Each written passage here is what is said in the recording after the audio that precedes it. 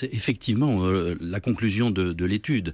Il faut voir qu'ils ont étudié en fait plus de 30 000, entre 30 et 40 000 cas de cancer du cerveau apparus entre 1982 et 2012, et ils ont rapporté ça à l'usage dans le pays des téléphones portables. En fait, il n'y a pas vraiment d'explosion année par année au fur et à mesure de la plus grande utilisation des téléphones portables, des tumeurs cérébrales. On voit une légère augmentation des tumeurs cérébrales chez les gens de plus de 70 ans, mais cette augmentation a démarré avant l'utilisation des téléphones portables. Donc, et elle est peut-être liée à un meilleur diagnostic qu'avant. Voilà, ils envisagent d'autres causes, vous le dites.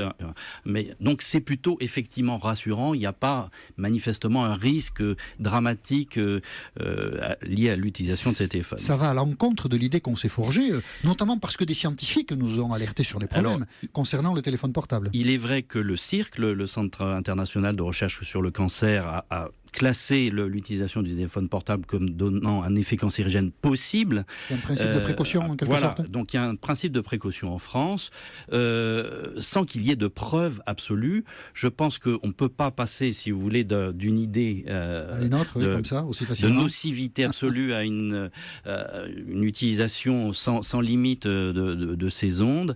Je pense qu'il est bien de garder quand même un principe de précaution, en particulier chez les enfants. Il y a des recommandations qui sont d'ailleurs données sur le site de l'Institut national du cancer en France, c'est i-cancer.fr, en disant qu'il faut quand même limiter cet usage chez les enfants qui ont quand même un cerveau plus jeune et des organismes en voie de développement, une voûte crânienne moins épaisse, donc peut-être une plus grande action de ces radiofréquences.